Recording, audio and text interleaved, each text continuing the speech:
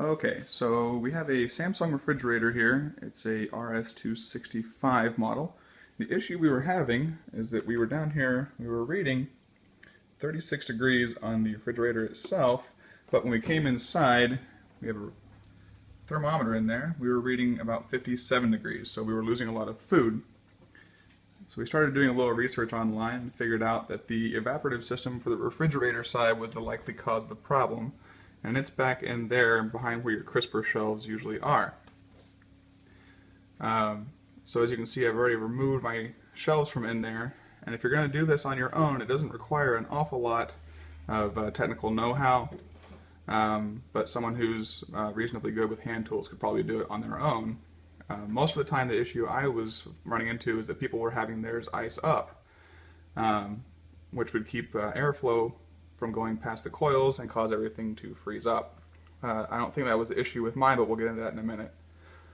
So once you've removed your crisper shelves all down here and pulled all this stuff out, which is fairly simple, there are two screws down here in the bottom,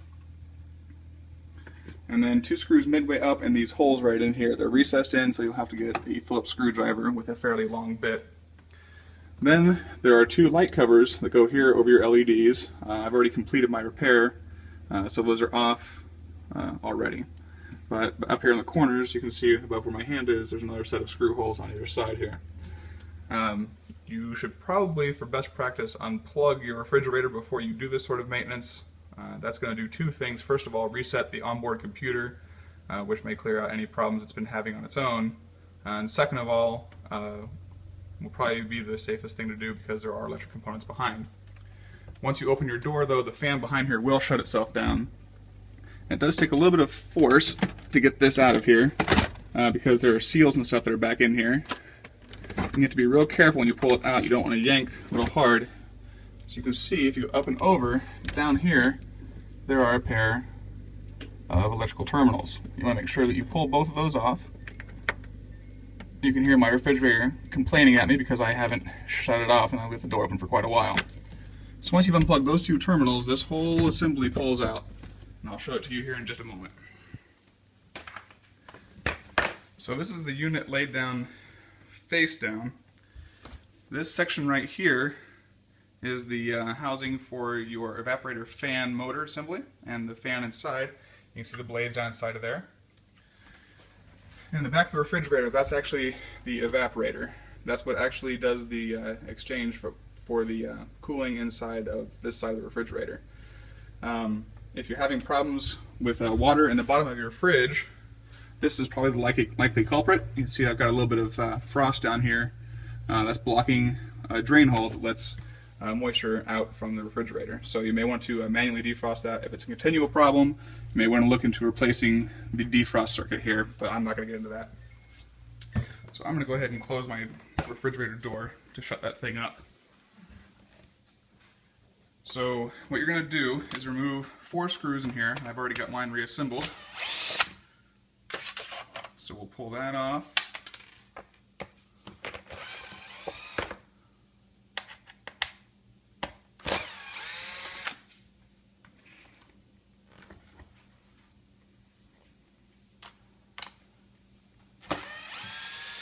Okay. Now notice I didn't unhook any of the wiring, so you'll want to be careful when you pull this up and not get too crazy with it, or else you'll damage the wiring. So then this whole thing kind of rocks up and away from the board, and if we just flip it over, now your fan itself is exposed. Now the issue I was having wasn't that there was ice anywhere built up on this. There was a little bit of moisture, but this fan wasn't free turning as it is now. What happened in our case was that this fan had been pressed down too hard.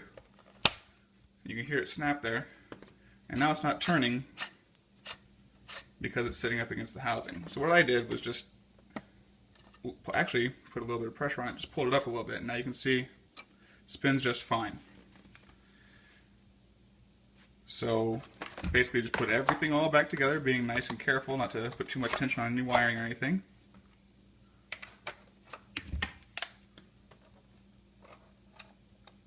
And a magnetic bit is not easy to use one-handed.